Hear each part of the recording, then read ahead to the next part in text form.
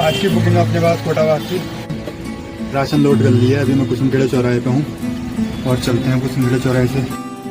माल वाल लोड करवा के आ गया था घर पे, खाना वाना खा लिया है और अभी खाना खाना भी बहुत ज़रूरी है। लगभग अभी टाइम हो रहा है 2, तो अगर मैं भी खाना नहीं खाता तो फिर वही वापसी में 5 साढ़े 5 बज जाता, तो फिर वैसा 5 साढ़े 5 बजे खाना भी नहीं खाया जाता है। और मेन चीज़ होता है खाना, अब खाना ही नहीं खाया तो फिर गाड़ी चलाने में मज़ा नहीं आता है।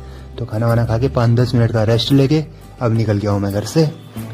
और आज वैसे गाड़ी में लोड भी ज़्यादा नहीं है, लगभग 8 कुंटल माल है अपनी गाड़ी में और वो भी है राशन। देखिए वैसा मैं लामाचौड़ पहुँचा ही था तो यहाँ झमाझम बारिश हो रही है। अपने वहाँ कमलबाग जहाँ बिल्कुल भी बारिश नहीं थी, लगभग 5 किलोमीटर पीछे एक बूंद बारिश नहीं थी, लेकिन यहाँ बिल्कुल झमाझम बारिश है। कल मैं चौंसला गया हुआ था तो मैंने त्रिपाल खोल दिया था अपनी गाड़ी का, क्योंकि मैं सरिया ले गया तो मुझे त्रिपाल खोलना पड़ा। और आज मैं मंडी में गया तो मैंने सबसे पहले अपनी गाड़ी में त्रिपाल बांधा था। मुझे पता था कि अगर बारिश होगी तो त्रिपाल लगाने का मौका नहीं मिलेगा। ये रही भाखड़ा नदी।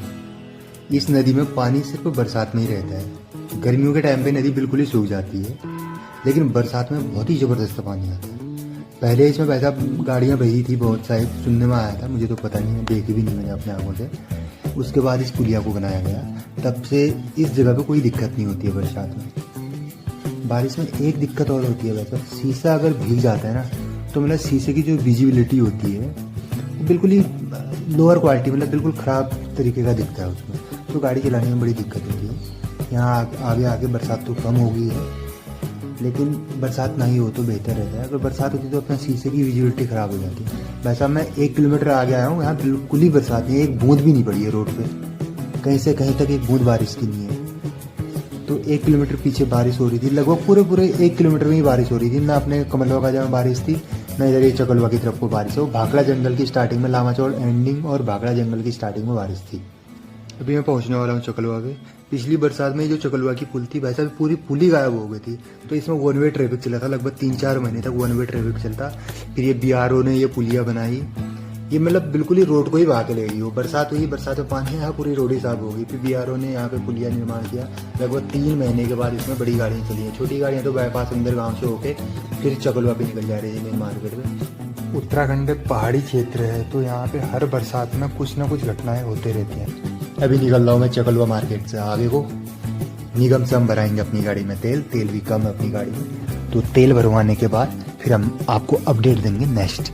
अभी तेल वेल भरवा के निगम से आगे को निकल चुके हैं। अपनी गाड़ी में लगभग 23 से 24 लीटर तेल आया है। अपनी गाड़ी की टैंकी जो है 30 लीटर की है। वैसे अब गाड़ी का रख रखाव बहुत ज़रूरी है।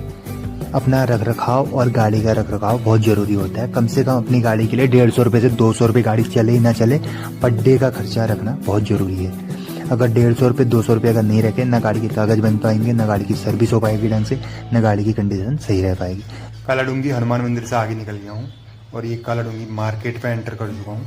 ये रहा थाना कालाडूंगी, ये रही कालाडूंगी की बाजार।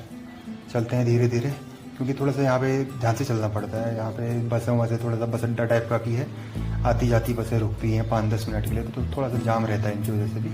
तो यहाँ पे थोड़ा संभल के चलना पड़ता है। कोई भी अगर इधर उधर से आ गया तो गलत हो सकता है कुछ भी। तो यहाँ पे चलते हैं धीरे धीरे। यहाँ से लगभग 1 किलोमीटर आगे जाने के बाद एक रास्ता जाता है नैनीताल को, जो बाईपास रास्ता नैनीताल को जाता है कालाडूंगी से। और हमें जाना है थोड़ा सा आगे, वहाँ से लगभग आधा किलोमीटर आगे हम चले जाएंगे वहाँ से कोटाबाग की तरफ को। ये रहा अपना कोटाबाग वाला रास्ता, यहाँ से हम घुसेंगे राइट को। फिर अपनी फॉरेस्ट की चौकी, यहाँ से हम सीधे जाएंगे। वैसा भी चौकी से अंदर को जाते ही ना जो फीलिंग आती है, एकदम से ऐसी फीलिंग आती है कि कहीं पहाड़ में जा रहे हो, क्योंकि पहाड़ी टाइप की रोड आती है। थोड़े मोड़ आते हैं, एक बड़े ज़बरदस्त वाले, जैसे एक मोड़ ये है, 2-3 मोड़ है और आएंगे आगे, तो ऐसा लगता है कि कहीं पहाड़ में आ गए हो। काफ़ी अच्छा व्यू आता है इस जगह पे, काफ़ी ज़बरदस्त मोड़, ऐसा लगता है कि सेम पहाड़ी में चल रहे हो, कहीं अल्मोड़ा या मतलब ऐसे भीमताल नैनीताल साइड को जा रहे हो, ऐसा फील आता है यहाँ पे। क्योंकि तो वैसे कोटाबाग तो पहाड़ी इलाका है, पहाड़ी इलाके में बसा हुआ है कोटाबाग, तो वो फील तो आना वैसे लाजमी है। और आगे जाके हमें यहाँ पे मंदिर मिलता है, ब्रह्मा बुबू मंदिर, और उससे आगे जाएंगे हम हेरिटेज जिप्सी राइडिंग का वो मिलेगा गेट। मतलब वहाँ से जो राइडिंग होती है, बाघ भालू शेर दिखाए जाते हैं लोगों को। अभी मैं आपको दिखाऊंगा, वो राइडिंग गेट है। फिलहाल तो बंद है, काफ़ी 2-3 महीने या 3-4 महीने से गेट बंद है।